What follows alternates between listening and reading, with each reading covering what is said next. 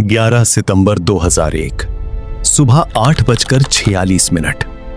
New York का आकाश असामान्य रूप से शांत था, मानो शहर अपनी रोजमर्रा की रफ्तार में डूबा हुआ किसी अनदेखे तूफान से पूरी तरह अनजान हो। ऊंची ऊंची इमारतों के बीच खड़ा वर्ल्ड ट्रेड सेंटर हर दिन की तरह सैकड़ों लोगों की गतिविधियों से जीवित था।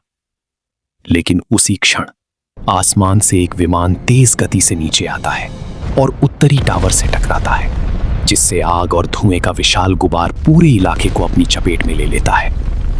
यह केवल एक दुर्घटना नहीं थी, बल्कि एक ऐसा संकेत था जिसने कुछ ही मिनटों में दुनिया को बदल देने वाली घटनाओं की शुरुआत कर दी। लोगों की चीखें, भागती हुई भीड़ और हर दिशा में फैलता डर इस बात का संकेत दे रहा था कि कुछ असाधारण और भयावह घट चुका है। कुछ ही समय बाद सुबह 9:03 पर दूसरा विमान दक्षिणी टावर से टकराता है और अब यह स्पष्ट हो जाता है कि यह कोई साधारण हादसा नहीं, बल्कि एक सुनियोजित हमला है। पूरी दुनिया की निगाहें अब न्यूयॉर्क पर टिक चुकी थीं और हर गुजरता सेकंड इस भय को और गहरा कर रहा था। टेलीविजन स्क्रीन पर दिखती ये तस्वीरें केवल अमेरिका के लिए नहीं, बल्कि पूरे विश्व के लिए एक चेतावनी बन चुकी थीं कि आतंकवाद अब किसी सीमा में बंधा नहीं रहा। इसी बीच वॉशिंगटन डीसी में पेंटागन पर भी एक विमान टकराता है, जिससे ये हमला और भी व्यापक और खतरनाक रूप ले लेता है। इस पूरे घटनाक्रम के पीछे ओसामा बिन लादेन और उसका संगठन अल-कायदा का नाम सामने आता है। लेकिन असली कहानी केवल इन हमलों तक सीमित नहीं थी। इसके पीछे वर्षों की योजना, गुप्त बैठकों और ऐसी रणनीतियां थीं जिन्हें दुनिया की सबसे शक्तिशाली खुफिया एजेंसियां भी समय रहते नहीं समझ पाईं। ये सवाल उठने लगा कि क्या ये केवल एक बाहरी हमला था या इसके पीछे कुछ ऐसी खामियां थीं जिन्हें नजरअंदाज किया गया। हमले के बाद जॉर्ज डब्ल्यू बुश की सरकार तुरंत हरकत में आती है और अमेरिका आतंक के खिलाफ एक बड़े युद्ध की घोषणा करता है। अफगानिस्तान में सैन्य कार्यवाही शुरू होती है, जहां अल-कायदा के ठिकानों को निशाना बनाया जाता है। लेकिन जैसे जैसे समय बीतता है, वैसे वैसे कई सवाल उभरने लगते हैं। कुछ रिपोर्ट्स ये संकेत देती हैं कि हमले से पहले कुछ चेतावनियां मिली थीं, कुछ खुफिया जानकारियां भी थीं, लेकिन उन्हें गंभीरता से नहीं लिया गया। दुनिया भर में ये चर्चा शुरू हो जाती है कि क्या इन हमलों को रोका जा सकता था। कुछ विशेषज्ञ मानते हैं कि ये खुफिया तंत्र की एक बड़ी विफलता थी, जबकि कुछ इसे एक गहरी साजिश का हिस्सा मानते हैं।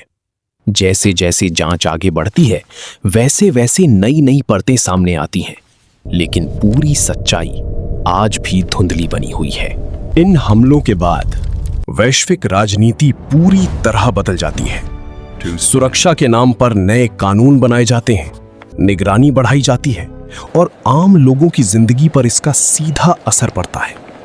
हवाई यात्रा से लेकर सार्वजनिक स्थानों तक हर जगह सुरक्षा का स्तर पहले से कहीं ज्यादा सख्त हो जाता है। लेकिन इस बदलाव के साथ ही एक डर भी स्थायी रूप से लोगों के मन में बस जाता है। आज इतने सालों बाद भी 9/11 केवल एक घटना नहीं, बल्कि एक ऐसा रहस्य है जिसके कई पहलू अब भी पूरी तरह सामने नहीं आए हैं। कुछ सवाल आज भी जवाब मांगते हैं। क्या ये केवल आतंकवाद का परिणाम था, या इसके पीछे कुछ और भी था जिसे दुनिया से छुपाया गया? यही अनसुलझे सवाल इस घटना को इतिहास के सबसे रहस्यमयी और भयावह अध्यायों में से एक बनाते हैं। उसी दिन की दोपहर न्यूयॉर्क का आसमान राख और धुएं की मोटी परत से ढक चुका था और मलबे के नीचे दबे हुए अनगिनत जीवनों की खामोशी पूरे शहर पर भारी पड़ रही थी। बचाव दल के लोग लगातार मलबा हटाने की कोशिश कर रहे थे, लेकिन हर गुजरते घंटे के साथ उम्मीद कम होती जा रही थी। इस भयावह दृश्य के बीच दुनिया भर की खुफिया एजेंसियां अचानक सक्रिय हो चुकी थीं और हर कोई ये समझने की कोशिश कर रहा था कि इतना बड़ा हमला बिना किसी ठोस चेतावनी के कैसे हो गया।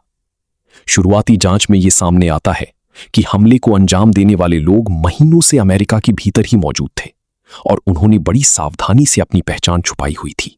जैसे जैसे जांच आगे बढ़ती है, कई ऐसे संकेत सामने आते हैं जो ये दर्शाते हैं कि कुछ खुफिया एजेंसियों के पास पहले से ही संभावित खतरे की जानकारी थी। लेकिन इन सूचनाओं को जोड़कर एक स्पष्ट तस्वीर नहीं बनाई जा सकी। कुछ रिपोर्ट्स में यह भी कहा गया कि अलग-अलग एजेंसियों के बीच तालमेल की कमी थी, जिसके कारण महत्वपूर्ण जानकारी समय पर साझा नहीं की गई।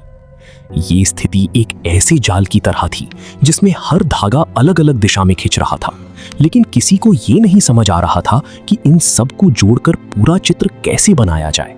इसी दौरान जॉर्ज डब्ल्यू बुश प्रशासन पर दबाव बढ़ने लगता है कि वो इन विफलताओं का जवाब दे।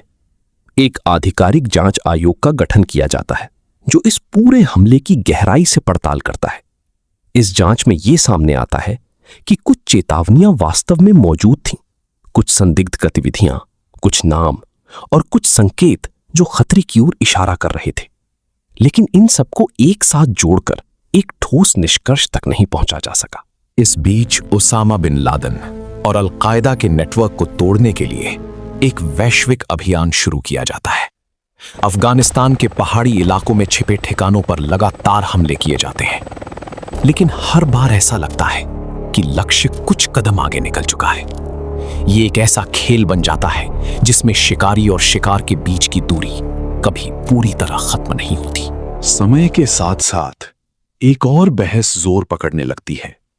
क्या इस हमले के बाद जो कदम उठाए गए वे पूरी तरह उचित थे, या उनमें कुछ जल्दबाजी और रणनीतिक गलतियां भी शामिल थीं? कुछ विश्लेषक मानते हैं कि आतंक के खिलाफ इस युद्ध ने कई नए संघर्षों को जन्म दिया, जबकि कुछ का मानना है कि ये कदम आवश्यक था ताकि भविष्य में ऐसे हमलों को रोका जा सके। इस बहस के बीच सच्चाई कहीं धुंध में छिपी रह जाती है। न्यूयॉर्क के उन टावरों की जगह अब केवल एक खालीपन रह गया था, जो हर साल उस दिन लोगों को उस भयावह सुबह की याद दिलाता है।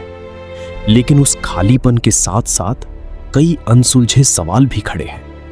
क्या यह हमला केवल कुछ लोगों की योजना का परिणाम था, या इसके पीछे ऐसी जटिलताएं थीं जिन्हें आज तक पूरी तरह समझा नहीं जा सका? यही अनिश्चितता इस घटना को और भी रहस्यमयी बना देती है। दुनिया आगे बढ़ चुकी है, लेकिन 11 सितंबर की वो सुबह आज भी इतिहास के पन्नों में एक ऐसे अध्याय की तरह दर्ज है जिसे पूरी तरह पढ़ पाना शायद कभी संभव नहीं होगा।